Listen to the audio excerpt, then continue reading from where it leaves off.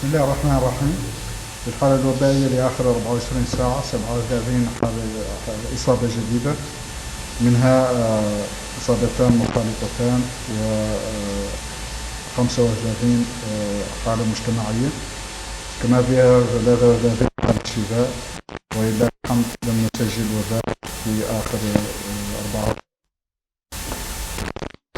عدد الحالات إجمالا 16777، منها 9002 من المخالطين و188 من الوافدين، والبقية من الحالات المجتمعية. حالات الشفاء 15946، والشهداء 425 يرحمهم الله جميعا. الإصابات النشطة اليوم عددها 406، منها 346 بدون أعراض، و43 بأعراض خفيفة، و17 في حالة حرجة. وتتوزع الحالات الجديدة على النحو التالي بين المقاطعات: 3 في قرو، 1 في كيفا، 5 في بوتيلينيت، 3 في كرمسين، 1 في المذابرة، 1 في طار، 1 في نواديبو، 2 في سيلي بابي، 3 في القصر، 12 في تبرق زينة، 3 في تيارت، 1 في كل من توجنين وعربات. الفحوصات إجمالا بآخر 24 ساعة 971، منها 937 للتشخيص، تتوزع ما بين 518 من الفحوصات السريعة و419 من الفحوصات التسارع.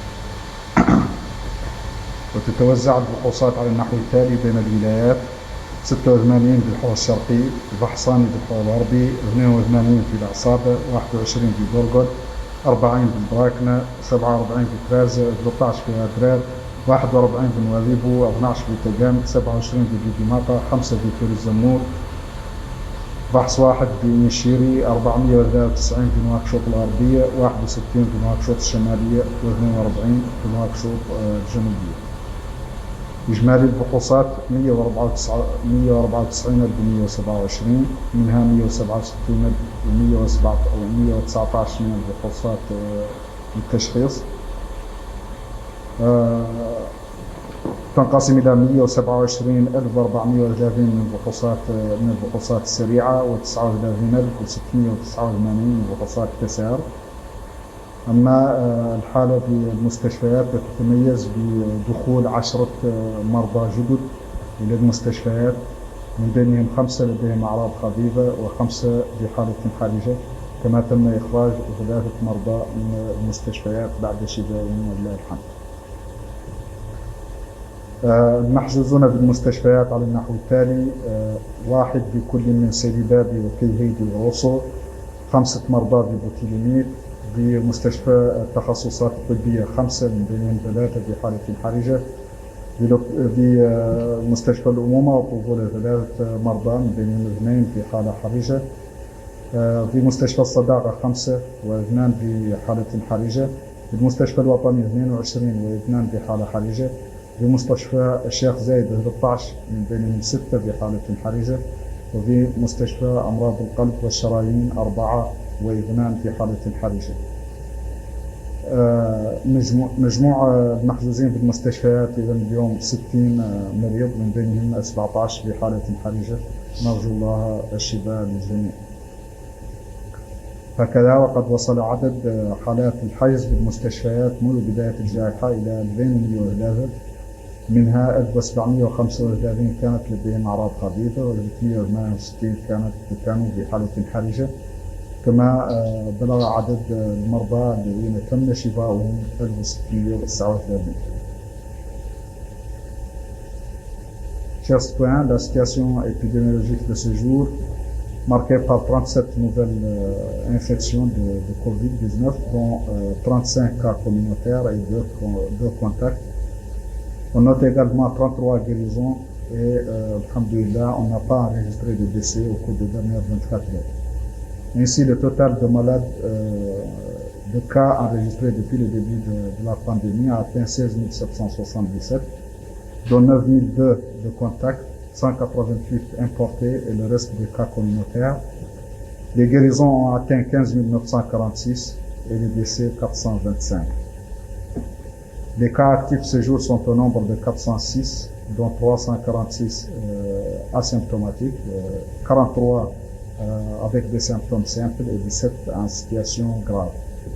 Les nouveaux cas se répartissent comme suit entre les Moukaba, Gerou 3 cas, Kifa 1 cas, 5 cas à Boutilimi, 3 à Kermessin, 1 à Mederdra, 1 à Abar, 1 à Nouadhibou, 2 à Sidi Berdi, 3 à Oksar, 12 à Tebrakzine, 3 à Tayarik, 1 cas à Tizouni et 1 cas à Arafat. Les tests effectués au cours des dernières 24 heures sont de 973, dont 937 tests de dépistage répartis entre 518 tests de tests rapides et 419 tests de PCR. Et ces tests sont répartis comme suit entre les régions: 86 au Hod Shafi, 2 au Hod Gharbi, 82 à Nassaba, 21 au Gorgol, 40 au Brakna, 47 au Trarza, 13 à Nadra, 41 à Nouadhibou, 12 au Tagan, 27 au Guidimata, 5 au Trarza, un test à Nishiri, 493 à Nouakchott-Ouest, 61 à Nouakchott-Nord et 42 à Nouakchott-Sud.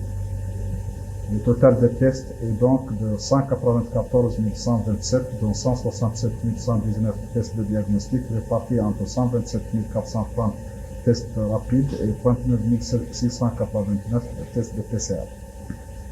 La situation dans les hôpitaux est marquée par l'admission de 10 nouveaux malades, dont 5 en situation légère, et la sortie de 3 malades qui étaient hospitalisés après leur guérison. Les cas hospitalisés se répartissent comme suit: 1 à Sidi Berdi, à Kaïdi 1, à Rosso 1, 5 malades à Boutilimi, au centre des spécialités médicales 5 malades dont 3 en situation grave, au centre mère enfant 3 dont 2 en situation grave, au centre hospitalier de l'Amitié 5 malades dont 2 graves, au centre national, centre hospitalier national 22 malades dont 2 graves, au centre hospitalier Cheikh Zayed 13 malades dont 6 graves, et à l'hôpital de cardiologie 4 malades dont 2 graves. Ainsi, le total de malades hospitalisés ce jour est de 60, dont 17 en situation grave. Le total de malades hospitalisés jusqu'ici a atteint 2103, dont 1735 avec des signes légers et 368 présentaient une situation grave. Et le total des guérisons a atteint 1639 malades qui sont sortis des hôpitaux. Merci et à demain, Inch'Allah.